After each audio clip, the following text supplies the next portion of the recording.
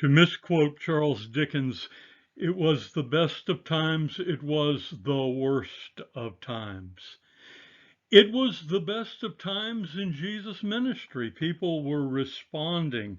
Great things were happening, but it was not up to the perception of John the Baptist entirely what he was expecting. And he's having doubts because it was the worst of times for John the Baptist. He is in prison and he wants to know, but he's willing to take Jesus' word for it. So he sends two of his own disciples to Jesus and he asks, "Are you the one who is to come, or should we expect someone else?" And Jesus, who has been curing diseases and sicknesses and casting out evil spirits and performing many signs, he says, "Go back, tell John what's going on.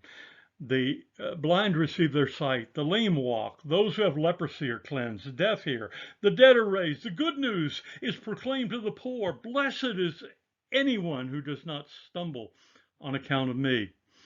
So it's time now for Jesus to interpret this to his own disciples because John's have gone back to give him the message. And he begins to compare himself to John. He said, "What did you go out to the wilderness to see? A reed swayed by the wind? If not, what did you go out to see? A man dressed in fine clothes? No."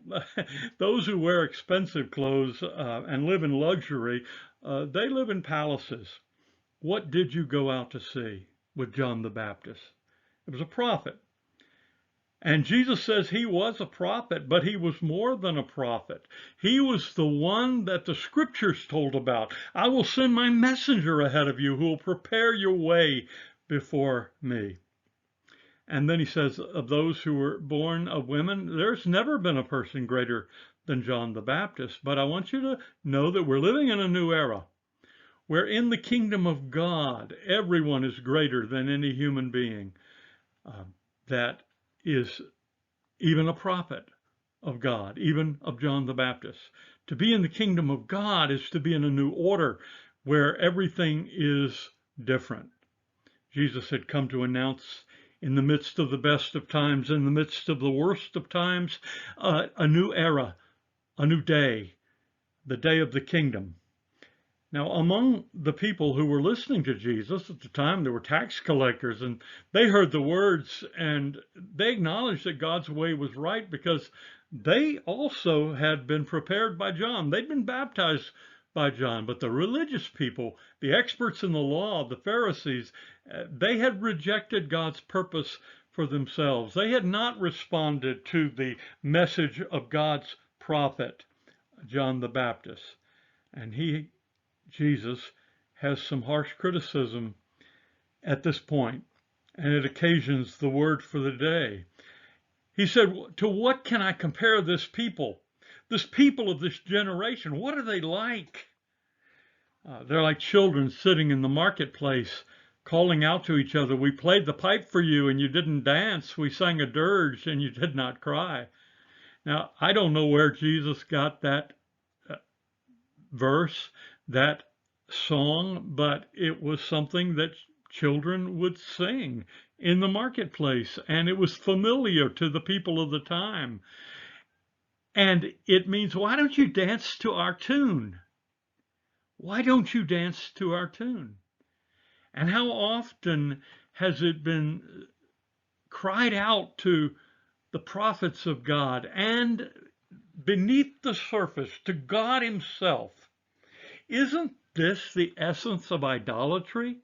God, we played a tune for you and you didn't dance to our tune. Isn't this the essence of a religion that is designed to manipulate the masses or to manipulate God? That we say, "God, you didn't dance to our tune." Isn't this the message that we want to give to the world when we're in a narcissistic frame of mind? Dance to my tune, dance to my tune. But Jesus wouldn't dance to anyone's tune. John the Baptist wouldn't dance to anyone's tune. As the American prophet once said, Some people dance to the beat or march to the beat of a different drummer. You don't dance to our tune. And Jesus said, John the Baptist came neither eating bread nor drinking wine, and you say he has a demon. Son of Man came eating and drinking, and you say he is a glutton and a drunkard, a friend of tax collectors and sinners. Jesus is narrowing the pitch. He's saying, you couldn't control John the Baptist with his asceticism. He didn't comply with your definition of the ordinary, of what's normal and what needs to be. And the Son of Man comes, and he's living like other humans. He is engaging in celebration. He's eating and drinking. You don't like that either. You call him a libertine. You call John the Baptist an ascetic. They don't fit your mold. They don't dance to your tune. And Jesus is saying that when God comes to you to speak, he doesn't dance to your tune. And when God sends people who are a part of the kingdom of God, who are a part of his new order, they don't dance to your tune. The kingdom of God is made up of non-conformists. But wisdom is proved right by all of his children. All of her children. It's in the feminine form here. And in other words, the proof of the pudding is in the eating. The real evidence of are you in the kingdom of God is revealed by their fruits you shall know them.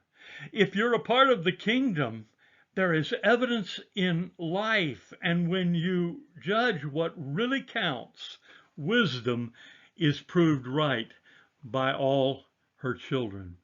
I'm not going to try to overly explain this today. I want you to take it, live with it, walk around with it, meditate on it, try to apply it. In other words, if it's meaty enough to chew, chew that. Look forward to hearing from you. PastorTomSims.com or Linktree /Tom Sims. Link, you spell it. It'll be in the notes. Have a great day.